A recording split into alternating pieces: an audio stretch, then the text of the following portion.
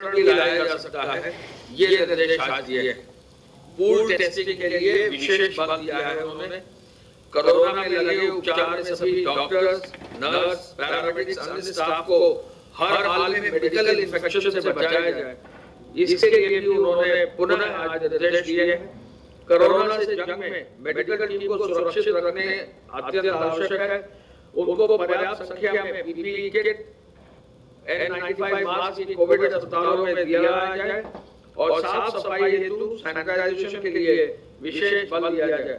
आपको मालूम है कि कल उन्होंने निर्देश dedicated medical team medical infection के गठन के लिए आदेशित किया था और ऐसा आदेश निर्गत करने के बाद कल ही प्रमुख सचिव स्वास्थ्य ने डेडिकेटेड टीम गठित कर ली है जो प्रत्येक जनपद में मेडिकल इन्फेक्शन को रोकने के लिए जो है काम कर रही है और उसमें कारगर भी सिद्ध होंगी। आपको मालूम है कि कल समीक्षा के दौरान माननीय मुख्यमंत्री जी द्वारा यह भी कहा गया था कि मेडिकल इन्फेक्शन न हो तो अस्पतालों में अत्यंत आवश्यक है। उनको पर्याप्त संख्या में पीपीई किट, N95 मास्क भी कोविड अस्पतालों में दिया जाए और साफ सफाई हेतु सैनिटाइजेशन के लिए विशेष बल दिया जाए। आपको मालूम है कि कल उन्होंने निर्देश dedicated medical team medical infection के गठन के लिए आदेशित किया था और ऐसा आदेश निर्गत करने के बाद कल ही प्रमुख सचिव स्वास्थ्य ने डेडिकेटेड टीम्स गठित कर लिए हैं जो प्रत्येक जनपद में मेडिकल इन्फेक्शन को रोकने के लिए जो है काम कर रही हैं और उसमें कारगर भी सिद्ध होंगी। आपको मालूम है कि कल समीक्षा के दौरान माननीय मुख्यमंत्री जी द्वारा यह भी कहा गया था कि मेडिकल इन्फेक्शन न हो तो अस्पतालों में जो मौजूदा वेस्ट है, बायोमेडिकल वेस्ट है, उसका सुरक्षित डिस्पोजल किया जाए। इसलिए जो टीम बनाई जा रही है उनमें एक एनवायरमेंट इंजीनियर को भी लगाया जा रहा है जिससे सभी अस्पतालों में इस बिंदु पर भी मेडिकल वेस्ट डिस्पोजल की भी समीक्षा की जा सके।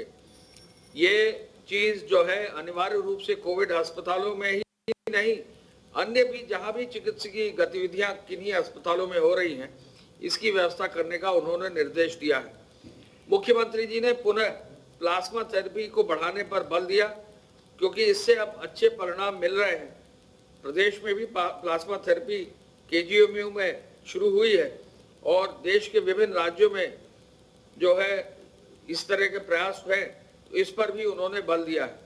माननीय मुख्यमंत्री जी द्वारा निर्देश दिए कि जो भी अन्य प्रदेशों से हमारे प्रदेशवासी लौट रहे हैं उनको क्वारंटाइन में ही रखा जाएगा और इसके बहुत सार्थक परिणाम निकल रहे हैं। कल हरियाणा से जो है काफी हमारे उत्तर प्रदेश के निवासी लौटे हैं, लगभग 2200 से अधिक, और आज भी हरियाणा से जो है हमारे लगभग 9800 से अधिक निवासी हमारे विभिन्न जनपदों के लौट रहे हैं और कई लोग जो है रास्ते में हैं और हमारे प्रदेश के अंदर आ भी चुके हैं। माननीय मुख्यमंत्री जी ने निर्देशित किया कि जो उन्होंने टीमें वरिष्ठ गठित की हैं वरिष्ठ अधिकारियों की, तो वरिष्ठ प्रशासनिक अधिकारियों की रिपोर्ट मुख्य सचिव साहब, प्रमुख सचिव स्वास्थ्य साहब और डीजीपी साहब, उनकी जो पुलिस अधिकारी हैं और हेल्थ वर्कर्स हैं, हेल्थ के जो सीनियर ऑफिसर्स गए हैं, उनकी रिपोर्ट 19 संवेदनशील जनपदों के नोडल अधिकारियों का फीडबैक लेकर जहां पर प्रभावी नियंत्रण की आवश्यकता है वो कार्य सुनिश्चित करेंगे। माननीय मुख्यमंत्री जी द्वारा यह भी निर्देशित किया है कि अब 7000 से अधिक इकाइयां प्रदेश में चालू हो गई हैं, औद्योगिक इकाइयां, उनमें भी सोशल डिस्टेंसिंग लागू हो, इसका सख्ती से पालन सुनिश्चित हो, ये भी निर्देश उद्योग विभाग को दिए हैं जिससे कि कोरोना के रोकथाम में इकाइयों का भी सहयोग मिल सके। सप्लाई चेन को और प्रभावी करने के लिए, इस कार्य को और अधिक मजबूती करने के लिए, होम डिलीवरी को और मजबूती से और निगरानी के तहत करने के लिए उन्होंने निर्देश दिया है। उन्होंने कहा है कि विशेष रूप से वॉलंटियर्स की टीम गठित करके जगह जगह मोहल्लों में लोगों को जागरूक किया जाए और उनको वॉलंटियर्स का उपयोग जो है करके लोगों को लाभ दिया जाए। शेल्टर होम्स की नियमित सफाई हो, सैनिटाइजेशन हो और शेल्टर होम्स को जो है हर हाल में जियो टैग भी कर दिया जाए। अब जियो टैगिंग भी जो है शेल्टर होम्स की शुरू कर दी गई।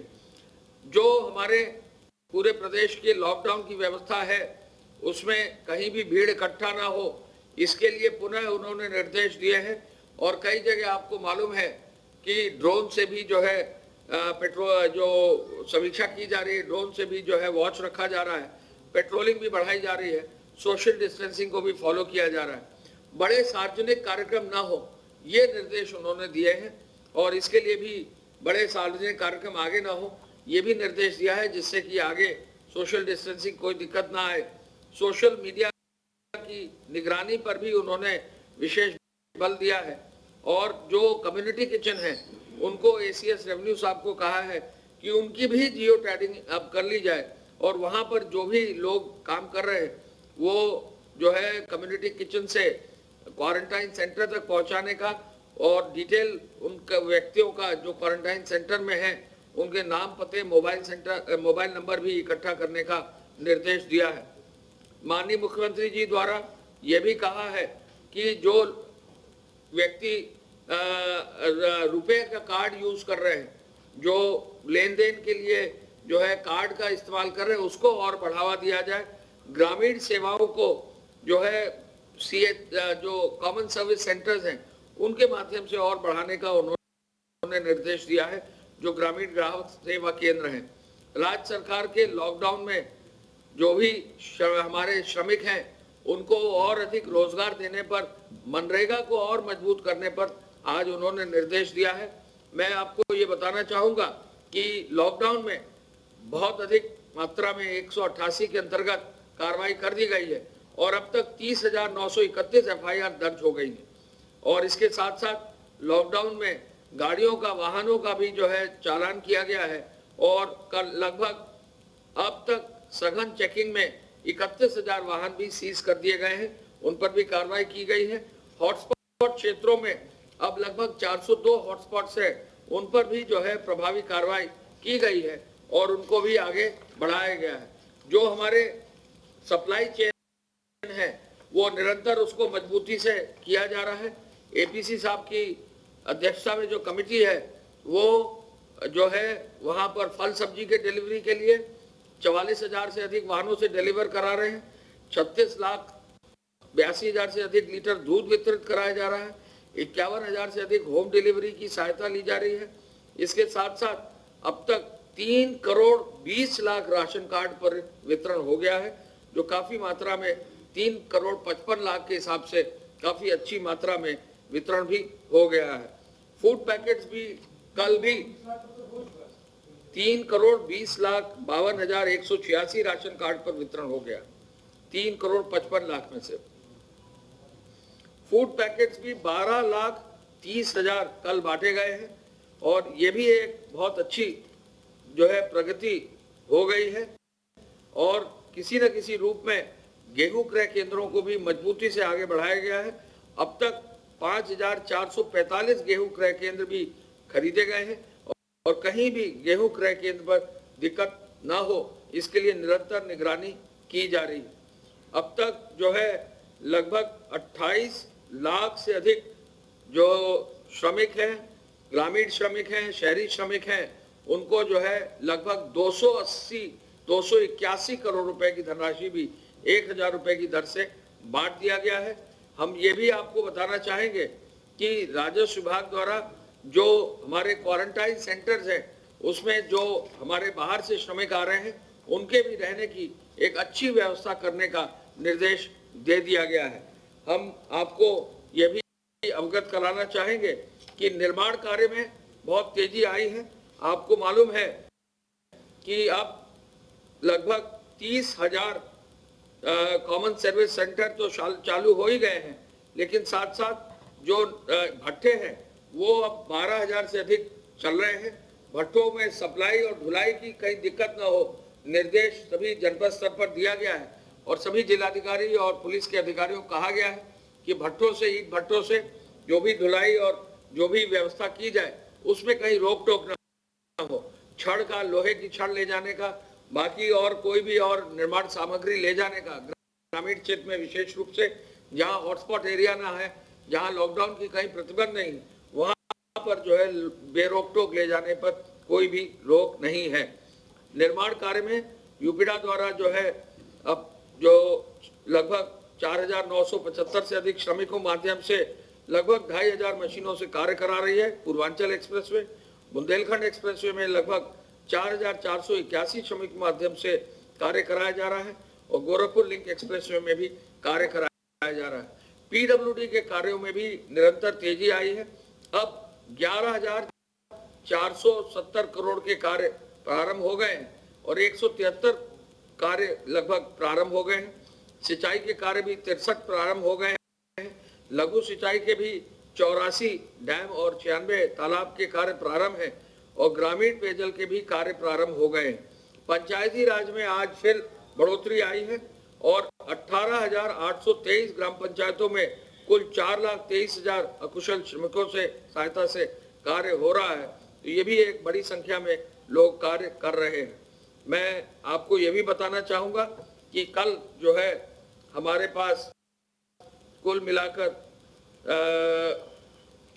जो क्वारंटाइन सेंटर्स हैं उनमें अब जो संख्या भेजी गई है होम क्वारंटाइन में वो 1,01,000 लोगों की है। तो काफ़ी अधिक संख्या में लोगों को क्वारंटाइन सेंटर भी भेज दिया गया है।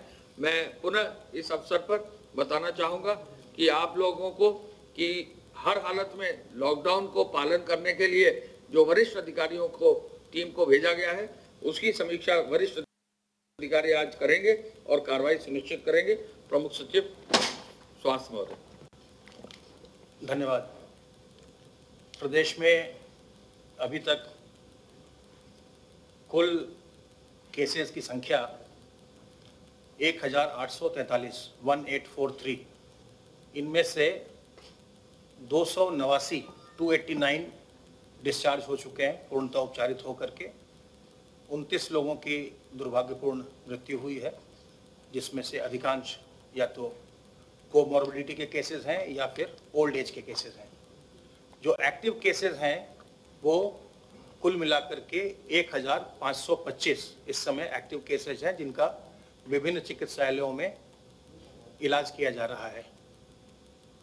अभी तक कुल मिलाकर के 58 जिले प्रभावित हुए हैं संक्रमण से। इनमें से 10 जनपदों में इस समय जो संक्रमित लोग थे उनका पूरा उपचार हो चुका है, वो डिस्चार्ज हो चुके हैं।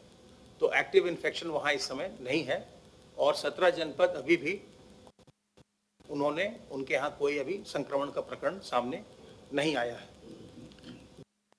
जो टेस्टिंग होती है उसमें कल भी 3,876 सैंपल्स टेस्ट किए गए उत्तर प्रदेश में और 3,415 सैंपल्स हम लोगों ने कल लैबोरेटरीज को भिजवाया था। जो बैकलॉग है उसको क्लियर किया जा रहा है, जो हमारे सैंपल्स की टेस्टिंग का। 318 पूल्स की कल सैंपलिंग की गई, टेस्टिंग की गई। 318 पूल्स थे जिसमें 1590 सैंपल्स की जांच पूल सैंपलिंग के माध्यम से प्रदेश के 9 लैबोरेटरीज में की गई। जो पुरुषों और महिलाओं का प्रतिशत है वो 79.15% पुरुष संक्रमित हुए हैं अभी तक और महिलाओं में 20.85% महिलाएं संक्रमित हुई हैं। आपके माध्यम से हम बार बार ये अनुरोध करते रहे हैं और आज भी कर रहे हैं कि अपने बुजुर्गों को हमें संक्रमण से बचाना चाहिए। जब आप घर में भी रहते हैं तो भी अपने बुजुर्गों से जो सोशल डिस्टेंस का नॉर्म है घर के अंदर भी पालन करिए, ताकि आपके जो घर के बुजुर्ग हैं, जो भी 60 साल से ऊपर के व्यक्ति हैं, आपके माता पिता हैं, आपके दादा दादी हैं, नाना नानी हैं, वो इन्फेक्ट बिल्कुल ना होने पावे, क्योंकि वो बहुत ही हाई रिस्क ग्रुप है। अभी तक जो 60+ एज ग्रुप में इन्फेक्शन का परसेंटेज है वो 7.62% है।